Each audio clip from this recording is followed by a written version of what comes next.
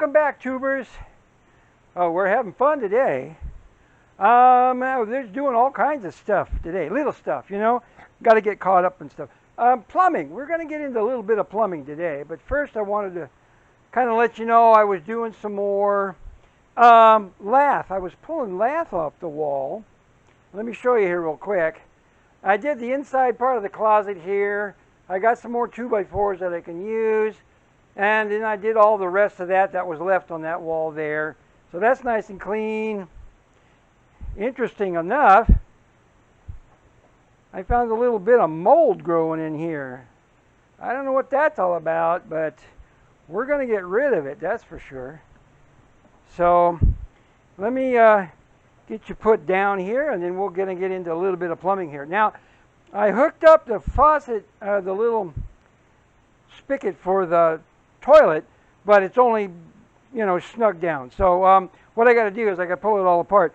One of my problems was that I used a 2-inch nipple for the wall coming out to the valve, and 2 inches just looks like it's too much. So I bought, they don't have a 1-inch nipple, they just got a 0. So it's just threaded on both ends. So let's see if that actually works a little better. Let me get you all set up here. You can see the toilet flange there.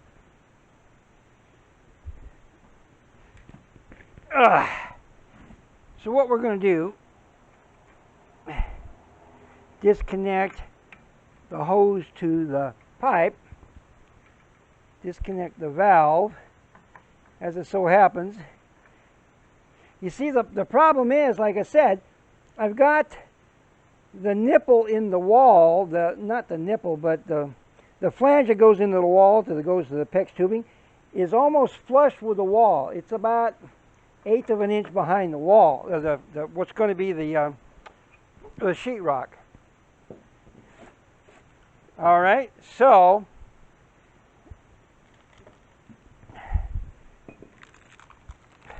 what I'm going to do here,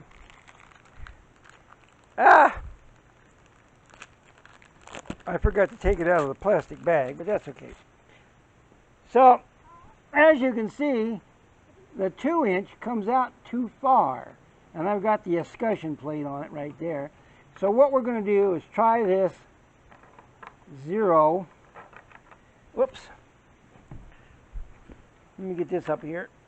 0. Now that's going to be snug on there.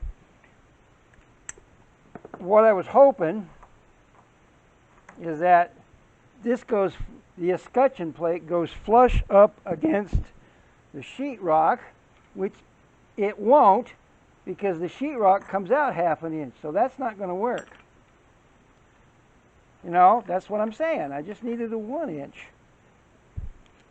And I'll show you those two next to each other. Can you see that on the floor? Probably not. I don't know. So you put them both together. One's too long, one's too short. Can't help that. So what I'm going to do is just leave that like that. Unless I come across a 1-inch nipple somewhere. But so the sheetrock's going to come out 1/2 inch. Basically a little past, 1/8 of an inch past the threads there. This escutcheon plate seems to be a little snug. I can't have it up there too tight. I might have to open it up a little bit if I can. I don't know. Anyway, here's my mounting hardware for the toilet. That's ready to go when I get the finished floor. Toilets always get installed on the finished floor. Oh, good Lord. So because, and then the valve, it comes out another, you know, inch out here. So now all in all, I'm, gosh, almost 3 inches out. I mean, it doesn't get anywhere near the toilet. That's not the issue. It just kind of looks a little dorky sticking way the heck out there, you know. All right, so I proved that that's not going to work. So let me get you set up.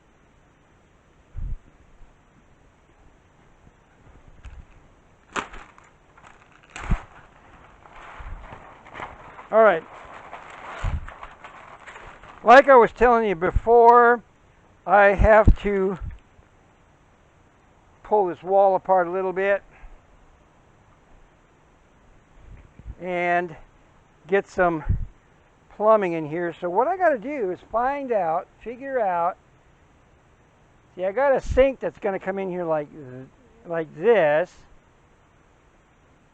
And so I want the plumbing to be in here like that. So I don't know exactly the height, because I don't like to buy 2-foot hoses, and generally speaking they got like 15-inch, 18-inch, maybe a foot. I might get some 15-inch ones in here.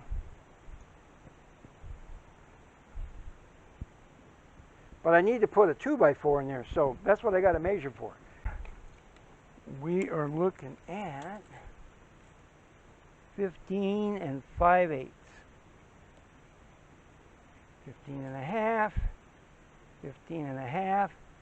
Aha! A low spot. Let's cut 15 and a half.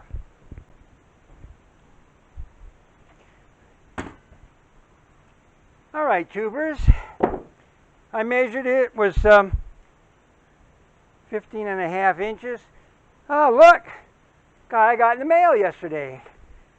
This is my exact copy of my Ryobi circular saw, my cordless. Remember the other one kind of burned up? Anyway, here's an interesting thing. I got a 5.5-inch blade on there, but the problem is I got an eighth of an inch here before I start hitting the guard. Well, as it turns out, when I cut an older style 2x4 that's not 3.5, it's 3 3¾ and the width of it is 1 5/8, not 1.5. So guess what? It's less than an eighth of an inch that's left. You gotta work with it, you know. Anyway, oh, that fits real nice. Now, like I was saying, sink's going to be roughly about right in here somewhere, and the valves probably down here. Now, I won't screw that in solid until I know more about where my hoses are going to go for the sink. Now, also, I don't know where the taps are. The taps are 4 inches apart on the sink, and I may have it closer to this stud than centered. I'm not sure. This is going to be walk-in shower stall somewhere in this neighborhood right here, so it's going to be closer to this end of to this stud right here. So let me go grab those real quick. We are back. As you can see, I've got some PVC tees. That'll come in handy because the faucet mechanism for the shower is going to be over here on the wall. It'll come down, swoop down, come over here, swoop around the corner. To swoop, when it swoops, I've got these elbow things that bends the PVC, so it comes around the corner. And then it'll come over here, tee off up to the valve, hot and cold, go over there to the tub, tee off to the tub. That's going to be interesting because it's only on a couple inches past that one stud. But then, oh my God, then I got an escutcheon plate here. I got an outside valve that comes off for PVC. That's going to go outside here somewhere.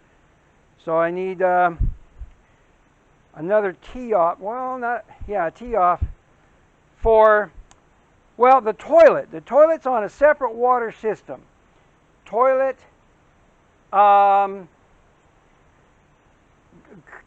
off of the filtering system. It's going to come down for the wash machine and over here for the toilet.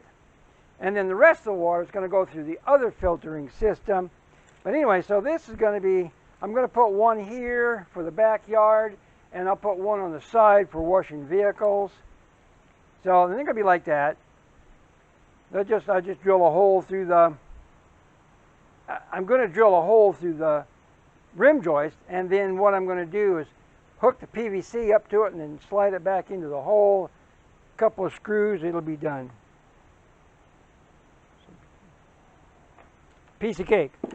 Now, and then I got some unions in case I run out of PEX.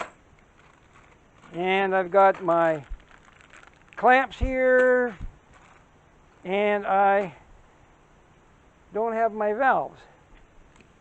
Oh well, that was a nice try. I thought I had my valves in here. I guess not. So what we're going to do is buy 4 of those valves, and then we'll be ready. So, oh my God. Unnecessary grunting, they call that. That happens to old age. Anyway, we're going to go on to doing some other things today. I think what I'd like to do is clean out this utility room. I got mostly lumber in here, and I got a couple solar panels that I'm not using right now, so I just tuck those away. And I want to get in here so I can start insulating the outside wall. Now I've got if you notice up here, I've got holes where they used to put, a long time ago, they drill the holes and then they blow in insulation down into the wall cavity. Well, now I got to plug those. So what I got to do is I get some Gorilla Tape or some duct tape or something like that, tape on the inside right here, and then when I get around to it on the outside, when I do the finishing work on the outside, I'll put exterior spackle in there and smooth it off. So, all right, so that's what I'm going to do for a little while right now, is clean that utility room out, and then I'll come back to you and take a... All right, YouTubers, we're back again. I just wanted to kind of give you an update as to what I've been doing. I got the rest of the insulation in the utility room all finished off. Coming around the corner here. I didn't fill this in because I'm not quite sure if I want to make this door a little wider, put in a little like French door to the outside, to the back porch. So, and then I had to put in a nailing stud over here. So I had some dunnage that I used, you know, for the sheetrock once I get there. And then once I get around to it, I got a little tiny strip up there, no biggie. So anyway, and then of course I got to pull all these pipes out before I do that one, so no biggie. So, we've been doing a lot of little stuff today, you know, just easy stuff. And like I said earlier, I was short those stub outs for the PEX tubing for the sink. I got to go run by Home Depot and pick up a couple of those. Actually 4 altogether. I got the kitchen sink to do at some point too. So anyway, I'm going to leave it here for today. We got some work done. Every day is a positive day. I hope I can inspire you guys to work on your own projects. And don't be afraid to doing something because it looks hard. I've always found that it's usually easier once you get into it. Insulation, piece of cake. So, and plumbing, once you get around to it, there's a lot of little stuff for measuring and stuff, but other than that, it's fairly easy too. So, well, at least for me, I don't know. Anyway, thank you for coming by. If you made it this far, please drop me a like and a subscribe. And my fire is totally out. So, anyway, we'll leave it right there. We'll catch you guys on the next video. Thank you for showing up.